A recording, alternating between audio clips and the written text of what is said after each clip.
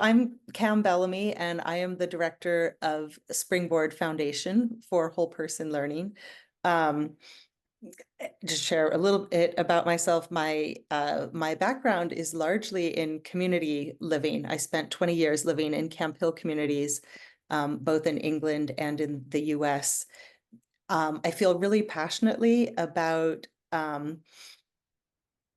supporting young people in envisioning new ways of living and new societies and different ways that we might be together in the world. So I was really excited when this opportunity to work with Springboard came up in 2022. Springboard is it's a new private operating foundation, again, founded in 2022 by Chris and Gingy Nye. And yeah, basically we work to make, we can go to the next slide. We work to make whole person place-based education the norm for young adults. And we really do so with the conviction that whole person and place-based education is transformative and fosters the development of self-aware and resilient change makers. And we know that place-based learning centers really create vibrant centers of meaningful learning, and their existence in communities supports the development of purposeful communities. So this is very exciting work for me. Yeah.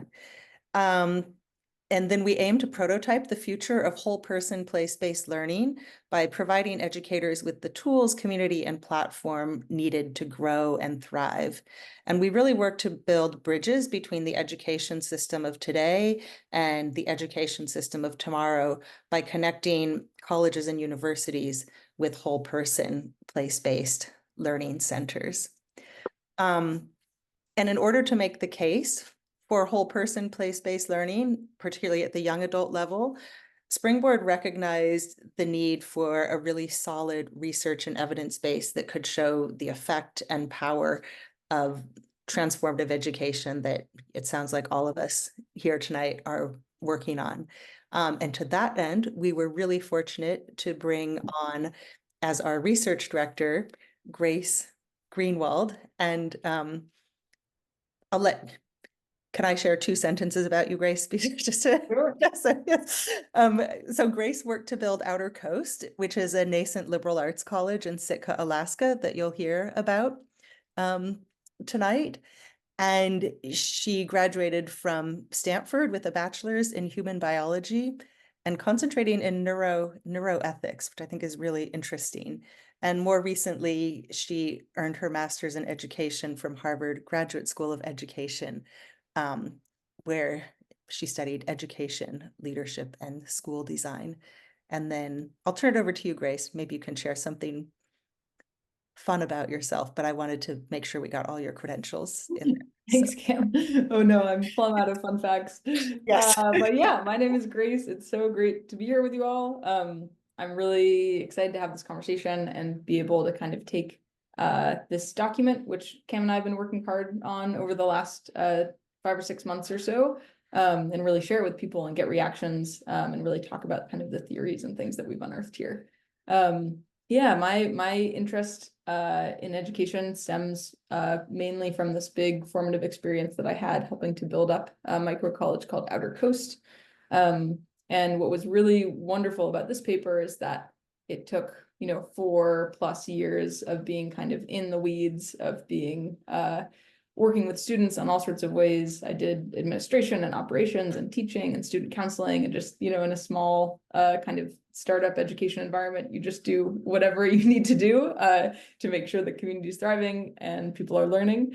So it was a really kind of intensive experience and a magical experience, but it didn't actually leave a lot of time for thinking and reflecting. So I knew when I was there that I was seeing something really special and really transformative, but I didn't really have the time to kind of actually figure out a map for kind of how it was working or why it was working, in a way that could not only inform kind of Outer Coast better being able to hone its own practices, but eventually hopefully to have more Outer Coasts in the world, given that I was really moved by what I experienced and I'm really curious about what it would take to replicate and offer these models to more students than just the 15 or 20 that we were able to affect there. So with that, I'll be kind of moving through some of the major points that we uncovered in this white paper. It sounds like some of you have read it, which is great. For those of you who haven't, I'm going to go through kind of the major components of the model that we are working with. And for those of you who have read it and are curious about like other examples or more detail or stuff that wasn't in the white paper, feel free to just interrupt at any time, raise your hand on Zoom, and I'd be more than happy to kind of give an extra layer past kind of the basics. So we're going to walk through the white paper, and I'll leave about 15 or 20 minutes at the end for questions. We'll go through kind of what these distinctive pedagogies are in practicality, and then talk about some examples of how people are using them in real schools in multiple locations across the country. And then hopefully think together about, how can we take the practices and lessons learned from these microcolleges and actually have them affect or become applicable to all sorts of education spaces. So just an outline for this conversation, we'll do an introduction to the field, talk about the models, a little bit of history, go through the white paper, and then talk about kind of where we go from here in terms of further research and next steps. So the institutes that we're working with are a kind of cohort of these microcolleges, or some call themselves living learning institutes, that have really kind of arisen across the rural United States in the last 5 or 10 years. They've been operating for some time. They've kind of gotten their footing and are reaching really promising signs of not only financial sustainability, but a really kind of clearly honed pedagogical identity, which is exciting. And Springboard is kind of working with these early prototypes to basically support them in whatever ways that they can. We are currently working with 4 particular microcolleges. Just to go over them briefly, these are Tidelines in Gustavus, Alaska, which is a tiny town of 600 people in Southeast Alaska. Seguinlan Institute in Georgetown, Maine, which is in the coastal woodlands up in Maine. Thoreau College, which is in the famous Driftless region of Wisconsin, and Outer Coast. Oh, Grace, yeah. I think the slides aren't advancing. Yeah. It's My okay. bad. Did that work? I was clicking on the wrong screen. Okay, we have Tidelines here, Seguinlan Institute in Maine. You can see a bunch of foraged mushrooms students are analyzing in a class of theirs. Thoreau College, which deals with a lot of farm animals and animal husbandry. You can see a nice sheep in the picture here. And Outer Coast in Sitka, Alaska, which was the microcollege that I worked at. Outer Coast and Gustavus are actually only 50 miles as the crow flies from each other, but it takes a very long time to get to each place because they're each in fairly remote regions of Southeast Alaska that are hard to travel to. So it's interesting that 2 ended up in the same corner of the universe there. Outer Coast is about a town of 9,000, and it's an island community. So I won't linger here too long, but just as a preview, this is kind of the theory that we developed on how microcolleges and living learning institutes are addressing the meaning crisis and kind of filling a meaningful gap in some of the kind of crises of higher education that we're seeing today. And I'm going to kind of break it down in individual parts and give some examples. So the student outcomes that we're focusing on have to do with this thing called the meaning crisis. And the meaning crisis was a term that John Vervaeke came up with. He's a cognitive scientist and a really interesting philosopher of education. And his kind of diagnosis of what young people are going through today is that they're disconnected from themselves, each other, and the world. And as I'm sure all of you who work with young people, even of any age, at least to me, that was not an unfamiliar concept. It was something I was seeing all the time and something that I think is being increasingly recognized today. We kind of use Vervaeke's theory in our work because it was just so clear and resonant in these 3 layers: connection from self, others, and the world. He talks a lot about how this disconnect comes from kind of an isolation of the self from the collective, or he calls it the agent from the arena. So basically more and more we're kind of being abstracted from the people that matter and land and work that matters. He names 3 different drivers of what causes the meaning crisis: alienation, where people lack shared goals and codes of conduct, basically purpose together and the ability to do things that matter together. Anxiety, young people lacking a significant sense of themselves as a player in the world with purpose, so the ability to accomplish something that matters, and also address the kind of crises, the many crises they're seeing. And absurdity, young people who are lacking an intelligible connection to the environment. So we were really moved by these three drivers because of how resonant they felt, especially in my work at Outer Coast. These were things that I had conversations with students about all the time. And we kind of look at microcolleges and see how are the practices they're employing really moving the needle towards each of these three things. So if we can help students create shared goals, we can address alienation. If we can help students feel like they have significance in their actions, we can address anxiety. And if we help students feel like they can understand and interact with their environment in a meaningful way, we can address absurdity. And all those things would be really helpful kind of at large for student well-being, and also help us figure out how we can change higher ed to better accomplish these things.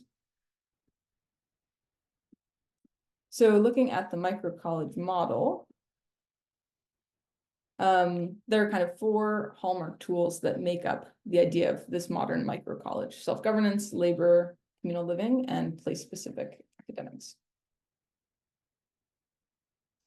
So self-governance basically means that a student body of 15, 20 people is entrusted with this kind of radical responsibility over how students are learning and living in their college environment, and have the autonomy to make decisions that are consequential for the institution's future. So it's not kind of a student government that is given trivial tasks. It's actually the very, flourishing and existence of the environment that they're in, the school that they're in, the community that they're in, that they have agency to kind of affect. This means in practicality that students have weekly student body meetings where it's just students in the room. They have their own democratic systems and structures to make decisions, and they actually develop those systems themselves. Kind of a further form of ownership. And this ranges from everything from like the very, very mundane, like how are we going to do the dishes, to really important and very complex topics like, how do we debate on the faculty interviews that we just conducted as students and figure out what kind of curriculum we want to have, what's important enough for us to learn, determining accountability and disciplinary procedures that they're able to kind of have ownership over. And all the way down to kind of everything that makes a community like this function. So students assign labor rotations, they manage a budget, they tend to kind of the health and culture of the student body. The general ethos, I think at large, is that students are building their education rather than receiving their education. And they know that that's actually their responsibility and not the responsibility of someone to do for them. One kind of nuance I'll add to the idea of self-governance that I found really interesting is that I think a lot of students come in thinking that self-governance means I'm going to be able to do whatever I want and no one can stop me, but slowly learn through the kind of culture of these places that actually self-governance at its highest form and its form of most respect for students is actually the idea of just learning to live well for each other and learning to consider each other's needs. So it's actually not total freedom that is the goal, but really building a quality of life for all the people in your community that's the goal. And oftentimes that means a lot of restrictions of freedom. So it's students learning how to be an individual, how to thrive, but also how to care for their collective. And that really, I think, is like the heart of student self-governance, rather than just power itself. So for each of these pillars, I'm just going to name kind of one connection to those drivers of the meaning crisis. They're obviously all very interconnected, and that was really the joy of this work, was seeing how each tool and the outcomes really all spoke to each other in a big web. But just to name one, I think self-governance is really effective at moving the needle on student alienation. Here's a quote from the white paper. This was from, I believe, the leader of the Tidelines Institute. She goes, "Self-governance by tradition through consensus requires attention to the needs of others." Another staff member said that decision-making by consensus is a sign of your commitment to other people. You're saying, even if I'm frustrated or want something different, I'm going to try to meet each other's needs as best we can. we're going to make sacrifices for each other, we have an obligation to understand what each other needs and wants. So people really have to consider each other. It creates robust relationships, and those feelings of alienation that young people are so prone to have. They really can't grow very much when you are in constant interdependent decision-making with each other that the tool of self-governance really allows.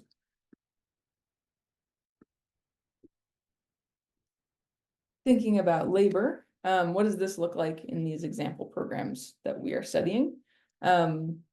Labor looks like students gardening, working on greenhouses, tending to animals, doing campus maintenance, and even building significant campus structures. In Tidelines in particular, they needed to build almost an entire campus, and students were really a part of that work.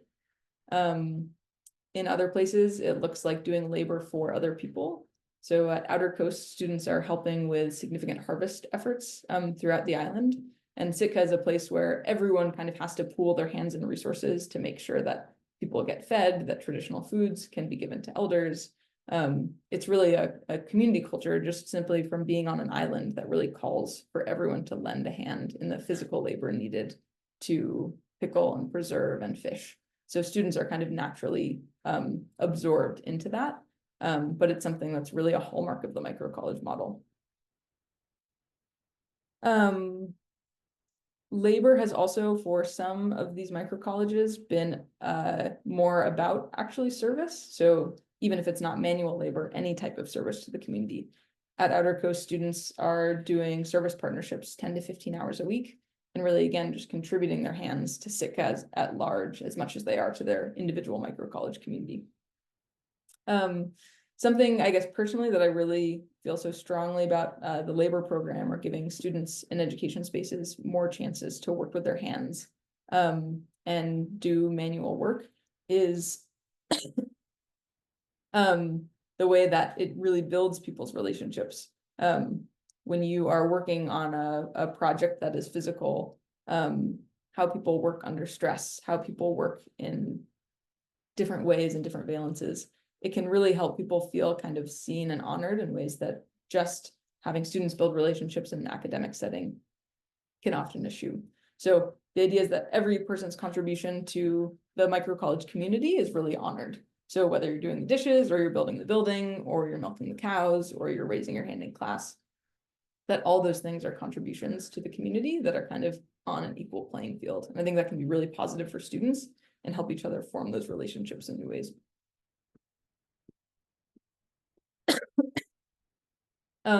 One connection to the meaning crisis, I think labor speaks to the idea of absurdity a lot. This is the leader of the Squinlin Institute, who says, to act locally, you have to have a place to do it, the specific and not the general. It's impossible without direct experience, is impossible without direct experience with the biological communities of the land. You need something concrete to be connected to.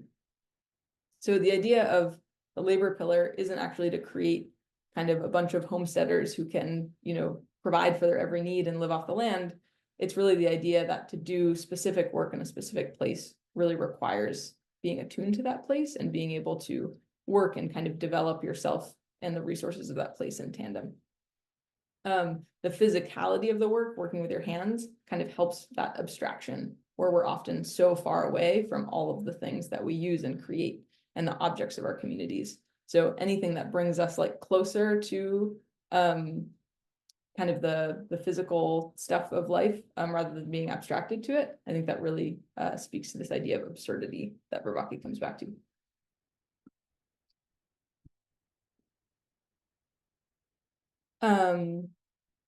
Moving on to communal living.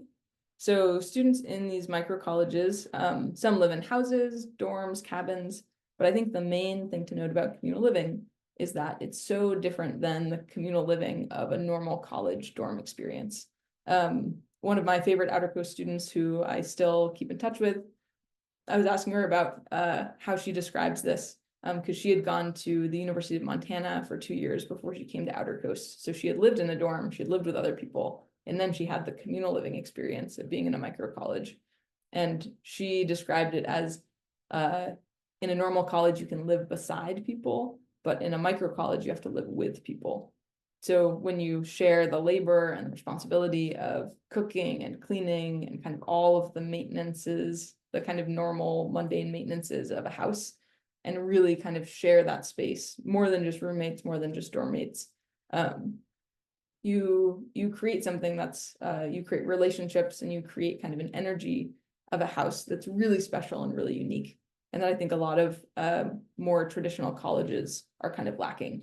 I think we all have had the experience of being around a lot of people, but still being lonely, living communally in a micro college in this kind of intensive way, where again, you're constantly in consideration of each other's needs, and just have more spaces, more time cooking and cleaning and being around each other where you can't actually isolate, really develops relationships that are more resilient, more robust, and more meaningful to students than I think a lot of them have felt in their other education settings, even when they are co-living.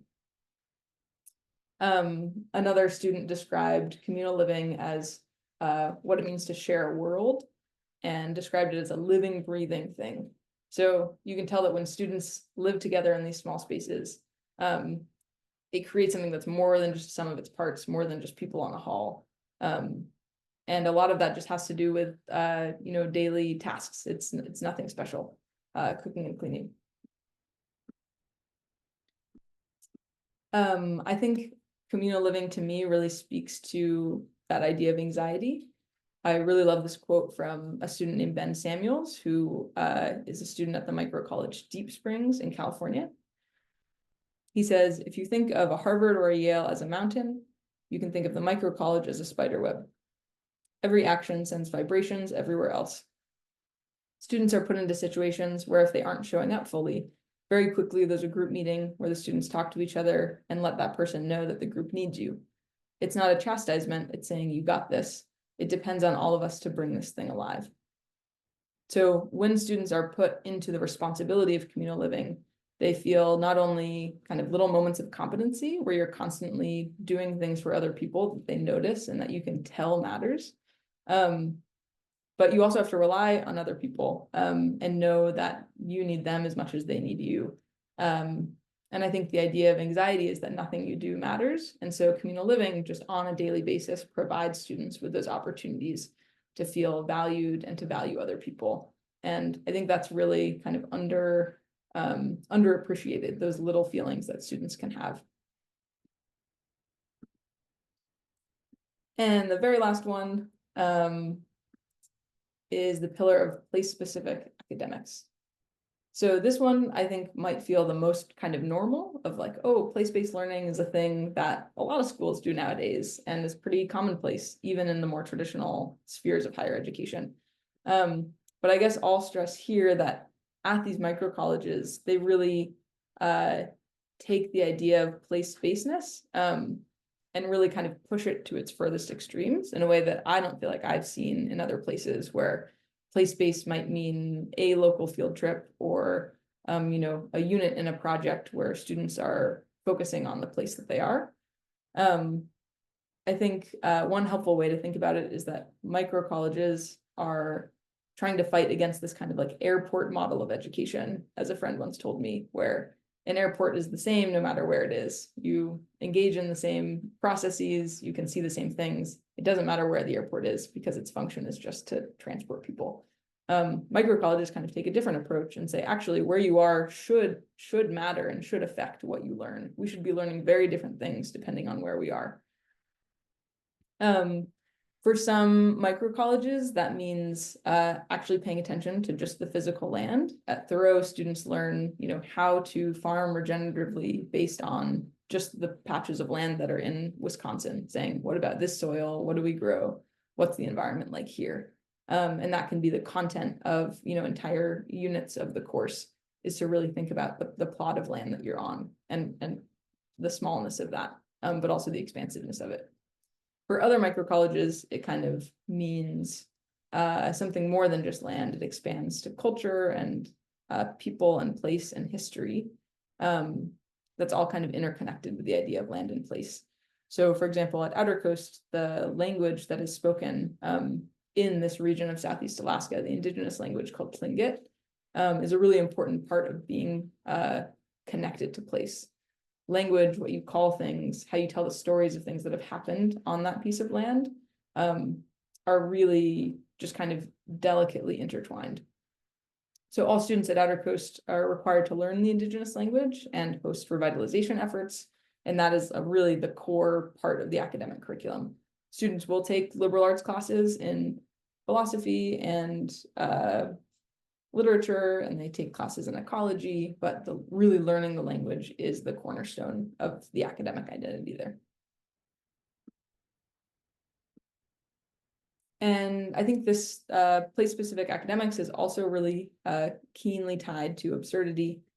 This was someone from Seguinland who said, "We are modeling a very simple idea, which is that you can commit to a place and be its steward, enter into a reciprocal relationship with it. Most students have never seen that as a way of life and have been totally dislocated from a meaningful long-term relationship with the place that they live." I'm recalling a piece of an interview with a student at Tidelines who talked about how it was developing a relationship. She was from Appalachia and was spending this time in Gustavus, Alaska, and said that it was actually the really deep relationship to place that she formed with Gustavus, a place where she was not from and was not going to live forever, was the thing that made her kind of think back to her hometown and say, wait a second, how did I develop this in Gustavus? It feels so good. I can name all the plants. I feel like every day I'm waking up and having this dynamic conversation with the place that I live. Like, whoa, why don't I have that at home? And trying to take those processes and really transplant them back to whatever place that she wants to be. So even though it might seem like, some people would say not worth it to really dive into knowing so much about the place and history and people of a very particular rural area where you might not be from and you might not live. It's really about process of relating to place that I think the microcolleges are trying to teach. Okay, so those are the pedagogical tools. And we'll just kind of finish out the diagram here pretty quickly and talk about kind of the underlying ideas behind them. Because the tools are really important, but it's really the stuff that makes the tools work, the stuff that kind of holds the tools up, as I kind of think about it, that I feel like really has the kind of transferable quality to any institution that's out there. We can work these ideas into however a school can function, whatever resources a school has. So those are interdependence, this feeling that every person matters. It wouldn't be the same if one person wasn't there. Work with real stakes. So students being able to have real consequences, real failure, and in working with real stakes, when you do succeed, the kind of competence and satisfaction that comes with that. And then this relationship to place. So we name those as the educational conditions. The circumstances that allow any of these tools to function are because these ideas are present. And then the very last part of the diagram are these what we call foundational design choices. So we zoom out and see that in the simplest term, to move the needle on the meaning crisis, we just really need two things, a scale and materiality, that I really think unlocks like everything else to come. I think the small scale, just kind of at its core is important, because when you are in a small environment, you can have a really outsized impact and your impact is highly visible. So your contributions are important, your mistakes are important. You really can't be kind of a free riding anonymous unit the same way you can in a large college or even in a big anonymous city, which means that students just have to become engaged. Like there's a really positive pressure that comes from being so visible. And it's also the intimacy of the relationships that can thrive in a small environment that helps too. And then the materiality, this is, I think, finding the word materiality to describe so much about what microcolleges are was really helpful. I think it speaks to the fact that like students can really tell when things are authentic and when things are kind of BS. And you can only really buy into a community and to content even when you feel like what you're doing isn't contrived, that's not just an exercise, that what you're doing matters. So to have buy-in, you need materiality, and also to really help students, you know, take this education and do something in the world. The conditions of the stakes they're working with in school matching the realness of the real world is really helpful, and students pick up on that and they understand that. So that is the whole diagram. Lots of moving parts and different arrows, but hopefully those kind of examples and a couple stories help take this from being just something on the page to something that can be brought to life and kind of be visualized. So I'll just go through one or two more slides and then we can just talk and have a conversation. So really briefly, kind of why did we feel like writing this white paper was a good idea? There really hasn't just been a lot of work on microcolleges. There has been some study of Deep Springs, which is a microcollege that was founded in 1917 and has really thrived. But this new cohort in the last 5 or 10 years of all these different rural microcolleges that have been popping up, state of the field of those seemed really necessary. And the theory of how they worked hasn't really been mapped. And where we're going from here is basically to take these ideas, which, you know, this was just kind of an observational paper. It's here to posit a theory to say, based on my 4 years at Outer Coast, what Kam has known from her times in communal living and from a lot of interviews of students and staff and faculty, you know, what do we think is happening in these places? But I think the next step that's really exciting to me is to basically get some evidence on these theories. We are currently writing some research proposals to do a kind of full academic research study on Outer Coast and see if the impacts that we think are happening are really happening when we do kind of a rigorous survey of students. And hopefully doing that research could provide some sort of blueprint for the research methodology of just how it is that we can study these models, which is so different than how people have been studying traditional colleges forever. There are kind of new thinkings and new ideas that are needed to figure out, like, what metrics do we want, what metrics matter, and how can we really measure the impacts of these places. And eventually we could be doing research on multiple different types of microcolleges. If you read the full paper, you'll see that Seguinland, Tidelands, Outer Coast, Thoreau are, even though they share this core model, they're really all quite similar. They are executing it in radically different ways because it's also context and place dependent, but also because each school has a different idea of really which parts of this model they want to focus on and which parts they think really make the impact. So if we can research multiple sites, we can see not just does the microcollege model work, but which kinds of microcolleges are really doing good things for students. Okay, that was a lot of information and a lot of talking. I'm happy to be done now. Hopefully that was kind of a good overview of some of the stuff that we were thinking about with the white paper. But I would love to kind of pause for any questions. And then I have a bunch of discussion questions that we could talk through and really have a conversation together.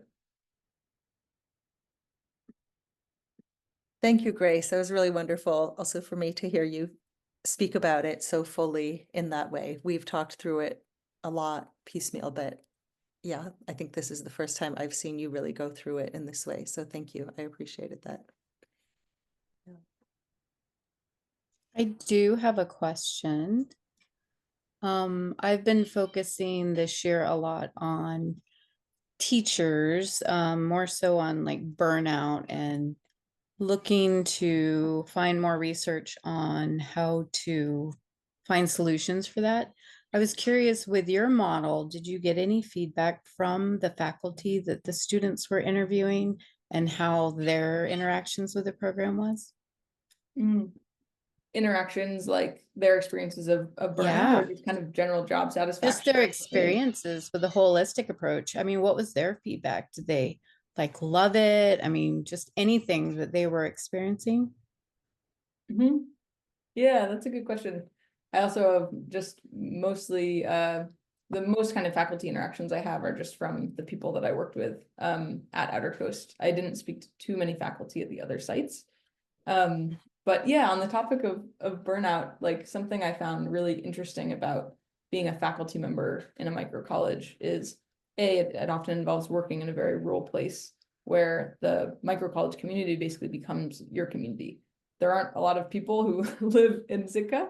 And so working there, the students, the faculty, the staff, it wasn't just kind of putting on community events or helping students foster community as, an educational purpose for them. It was really just that we were all living there together and we all kind of wanted to have fun and to do interesting things together and to, be excited to wake up every day and engage in the things we were engaging with. So I taught a couple, TA'd and co-taught a couple classes, and from faculty that I think shared the same experience. Like everything we were doing for our jobs and for the program, we were kind of also doing for ourselves. So that's, I think, because it is rural, it's also because of the immersive nature, but the faculty student relationships become so multi-layered, because faculty also will participate in most of the pillars. They won't go to self-governance meetings, but they certainly talk with students about the governance that they're doing. They're affected by the governance decisions. They're, pitching in on labor positions and cooking just because, they're living there as well. So that, in some ways, can produce a lot of burnout when your whole identity and existence and life is contained within your workplace. But in a lot of ways, it's also extremely life-giving. So that's kind of a paradox that I found in the micro college space, is that it's intense, but it also was, just the most vibrant life that I've had those couple of years for me. It's kind of what drew me into it was when I was reading the paper, it was like all of these things could be ways to keep refilling your cup as a teacher as well. Mm-hmm. You're constantly giving, but you've got to have stuff coming back in. And some of these things that you're listing are ways to keep the cycle refilling. And that's what I really liked about this paper, is it's giving the students ways to not just receive information, but to also cycle it back out, put it back out there, and then receive new information and keep, and I think that's what's missing with the teachers is, so that's why I was like, oh, I got to go to this. I got to hear what you heard from the teacher side of it too, because I didn't see a lot of that. And I know it's more of a student geared paper, but I was kind of curious just to hear your input, just to hear what the older adults had, to say about that as well, because I feel there's no way they couldn't have been impacted as well. I mean, you're going to get sucked into that too and be like, yes, and learn as well. So thank you for sharing. I appreciate it. I'll maybe add one thing on that, because yeah, I've done a fair amount of work working with the founders of some of these institutions also. And I think it is a question, we have in a lot of these institutes, a lot of very strong founders who grew up in the area, came back and started these institutes. And one of the things we work on a lot is how do we make the program sustainable? So making sure there are adequate summer breaks or breaks in between. But also I think the other thing, the one role that Springboard aims to play is to really create a community also of educators, so that there's not the feeling that, oh, you're the only one there doing this work in isolation. But so we've started to build bridges, or starting to, between the programs in Alaska and Wisconsin and Maine. And again, we're very new still, but we're hoping to keep growing that, and to develop resources in that way too. So thank you. Can I ask a quick question back to you, Jeanette? Something I remember lots and lots of conversations with faculty and students about burnout, and it's something that I feel like is often really hard to kind of define what that is and like the components that actually make it up. How does it differ from, what particular kind of, the definition of burnout and really what creates it? And I'm wondering, are there specific components of the idea of burnout that you are seeing resonate or feel like the tools we mentioned could speak to? Or how do you talk to educators about what happens when people become burnout and kind of why these things might fill the cup in different ways than the usual tips and tricks that people have in Well, schools? this is a whole nother week's discussion, isn't it? My whole study is it's stemming off of the statement, there's a teacher shortage, and there's not. We don't have a teacher shortage. We have plenty of teachers. We have teachers that cannot emotionally afford to teach. And so that's where my research is starting from. And I'm finding that they're saying, oh, it's teacher burnout. It's like, is it? Is it? So that is what you're asking is exactly what I'm researching. Is it? Because what is teacher burnout? It's us, working ourselves, giving without anything coming back. We're taught to isolate ourselves because you said it, you said isolation. We're told that you can do it, buck up, do the work. You can do it. You can do it. We can't. It takes a village, and so a lot of these things that you're saying, my birds are going nuts. I apologize if you hear that, but it speaks to, all these things, the alienation, the absurdity, the anxiety. Teachers are feeling that too. Mhm. And, I love your paper. I just love this whole work. So I definitely will be referencing it. So I appreciate it. And I'll let Paul ask a question now, but thank you so much. I think Debbie had her hand up first, actually. Deborah, you want to go first or next? Sure. Thank you, Grace. It really brought me back to when we were doing our high school semester and gap year program. So many of the components are like, maybe we just didn't know we were having a little premature micro college on our campus here. So I really I appreciate what you're putting together. My question has to do with what is the vision for getting this into a place where it is more available on in a broader way and to different bigger institutions.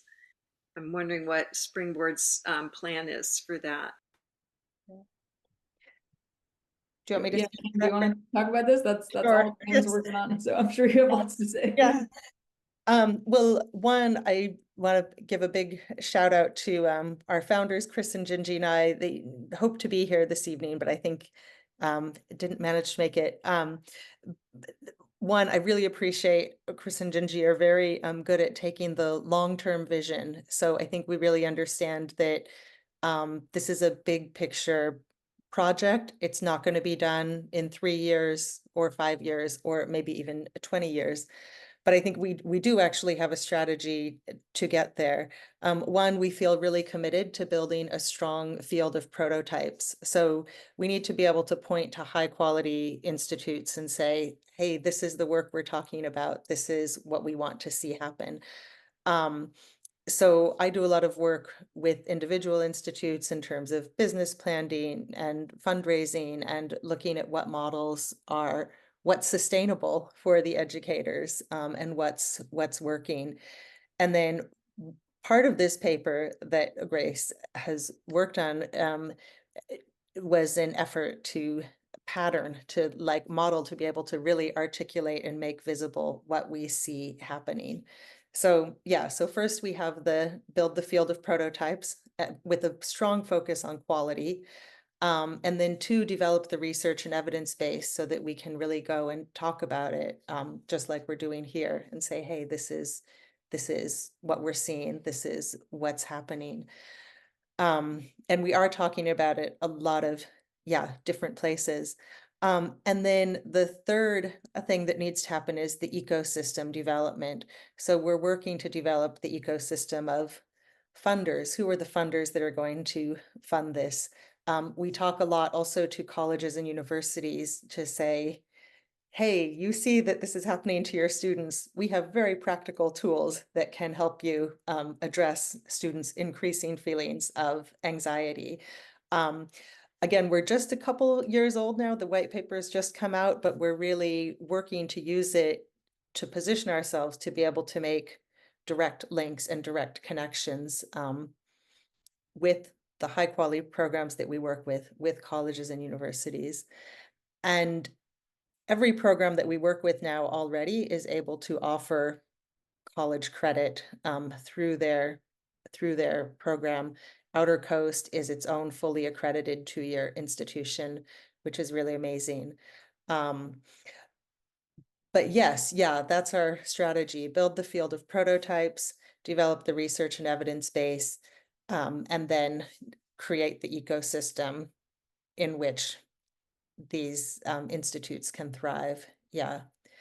And if you read through to the end of the white paper, you'll see we have calls out for help and support and assistance on all of these areas. So any connections you have in any of those streams or avenues, we're really happy to have. Yeah. Did that answer your question? Or there's probably more. Yeah, great, thanks. Good. Paul? Yeah, thank you. So I have 748 questions. How much time do we have?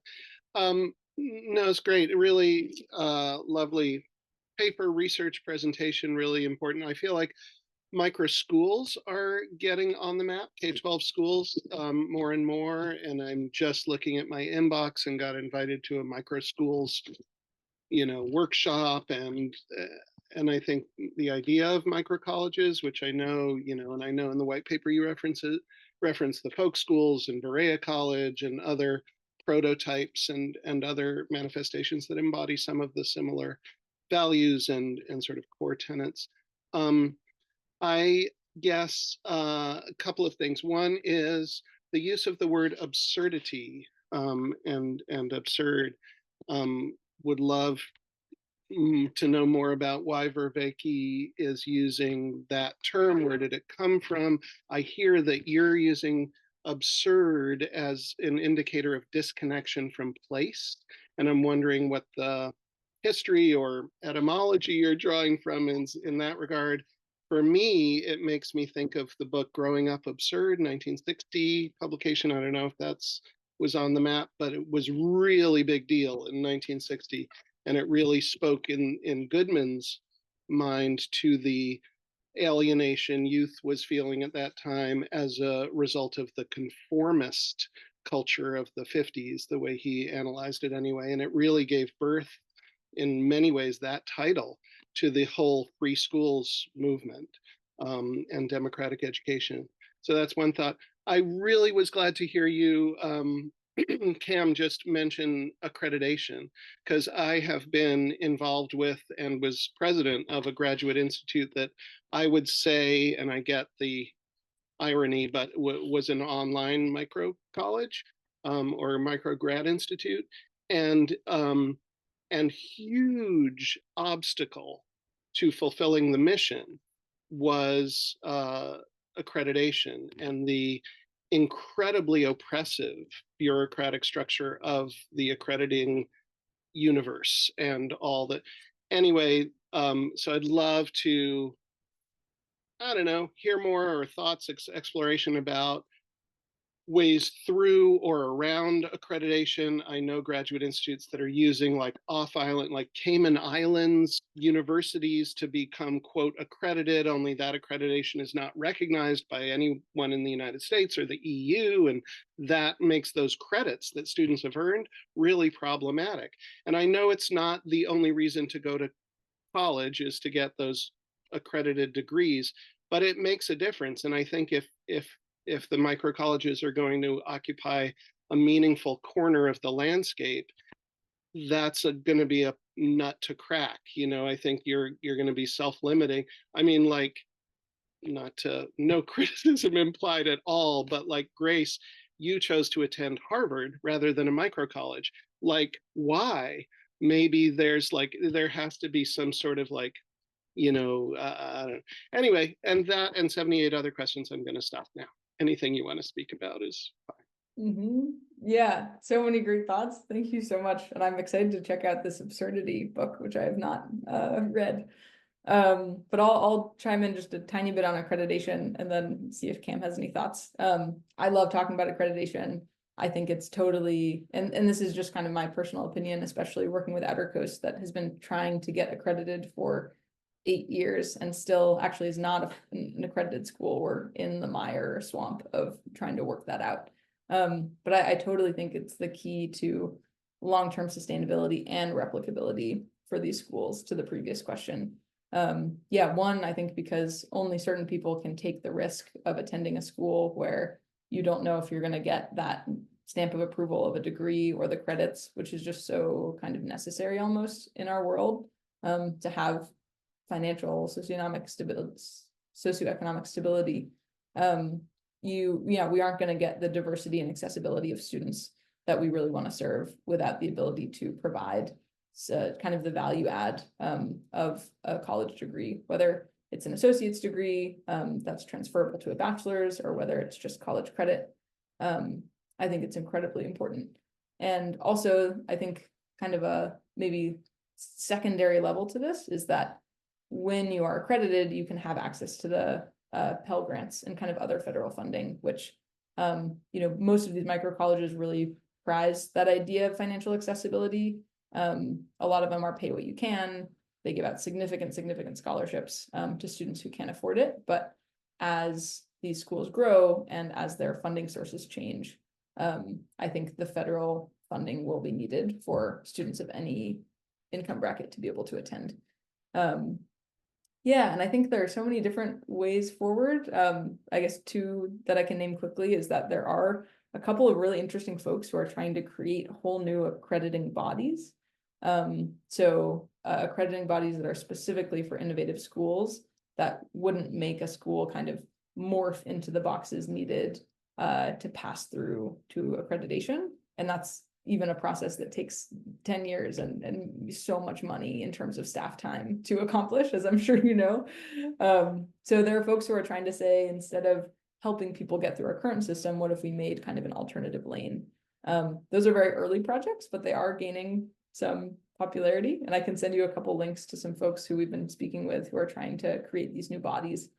But also I think about the idea of blueprinting a lot, and that there are several microcolleges who are trying and thinking about how to get through the accreditation process and really doing all of that research and thinking on their own. How do we find a partner? What makes a good partner? What are the processes that can really help a school that is so not legible to the normal world really succeed in a process like this? So I think a lot about kind of sharing those lessons learned and thinking about the ones who have, made it, Deep Springs being the primary example. Where is the transferability of that knowledge to a school that is trying to get through the accreditation process now? It is so different, but I think there can be a lot of lesson sharing, and that's a lot of what Kam is trying to do with their ecosystem development, is make those connections and make sure these people are in rooms together often enough to where no one has to kind of do the hard stuff over and over again just because they aren't connected. Yeah, I mean, I would just say,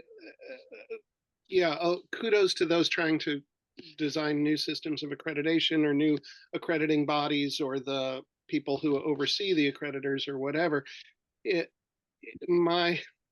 My personal lived experience as an administrator fighting that system is there's not going to be a lot of movement anytime in my lifetime. It is really entrenched, and it's really committed to status quo and power over, and it'll take incredible chutzpah and determination and money to anyway, best of luck on that. And